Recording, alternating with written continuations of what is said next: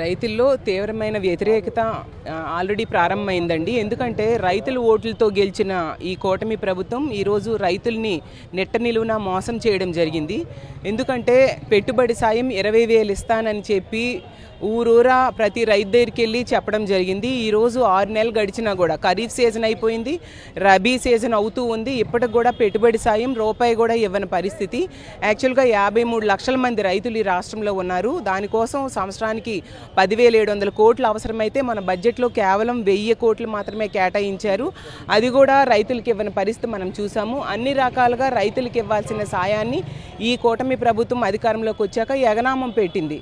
ఈరోజు కూటమి ప్రభుత్వం పాలన రైతుల పాలిట కాలకోట విషయంలా ఉంది అనేది రైతులందరూ ప్రజలందరూ అంగీకరించాల్సిన నిజం.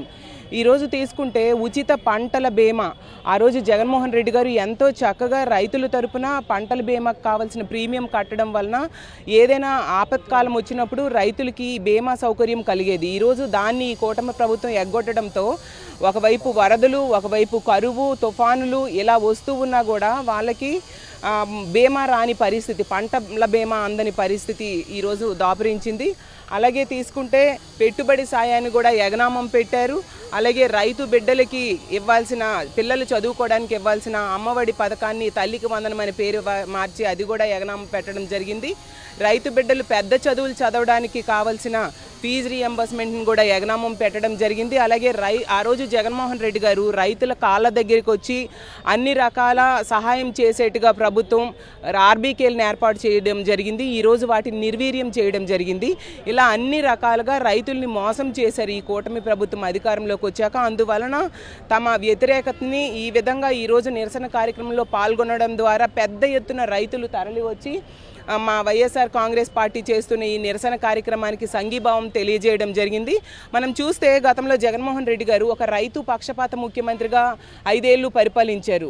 సంవత్సరానికి 13,500 చొప్పున టెన్షన్గా ప్రతి ఏటా కూడా రైతుల అకౌంట్లో వేయడం వలన ఎంతగానో వాళ్ళకు ఉపయోగపడేది.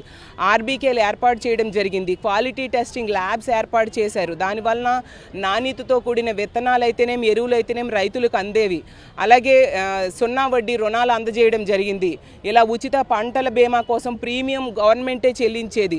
అన్ని రకాలుగా రైతు బిడ్డలకేమో చదువు చేపించడానికి అమ్మఒడి ఇచ్చారు. అలాగే మనం తీసుకుంటే ఫీజు రీఎంబర్స్మెంట్ చక్కగా జగనన్న విద్యా దీవెన, వసతి దీవెన టెన్షన్గా ఇచ్చేవారు. అన్ని రకాలుగా రైతులను ఆదుకునేవారు జగన్మోహన్ రెడ్డి గారు. అసలు ఇలాంటి పాలనలో, ఈ కూటమి ప్రభుత్వం పాలనలో రైతులు ఎలా బ్రతుకుతారు, వాళ్ళు ఏ విధంగా తమ వ్యవసాయాన్ని సాగిస్తారు అని మేము ప్రశ్నిస్తూ ఉన్నాము. అసలు రైతుల తరపున ఖచ్చితంగా ఈ ప్రభుత్వం సహాయం చేయాల్సిన అవసరం ఎంతైనా ఉంది. కాబట్టి మా వైఎస్ఆర్ కాంగ్రెస్ పార్టీ ఇలాగే కనుక ఈ కూటమి ప్రభుత్వం పాలన కొనసాగితే రైతుల తరపున మరింతగా మా ఉద్యమం ఉధృతి చేస్తాము. తక్షణమే రైతులకు ఇవ్వాల్సిన పెట్టుబడి సాయం 20,000 అందించాలి. అలాగే ఉచిత పంటల బీమాకు కావాల్సిన ప్రీమియం ప్రభుత్వమే కట్టాల్సిన అవసరం ఉంది. అలాగే రైతులకు ఇవ్వాల్సిన మద్దతు ధరను కూడా అందించాల్సిన అవసరం ఉందని మేము డిమాండ్ చేస్తూ ఉన్నాము.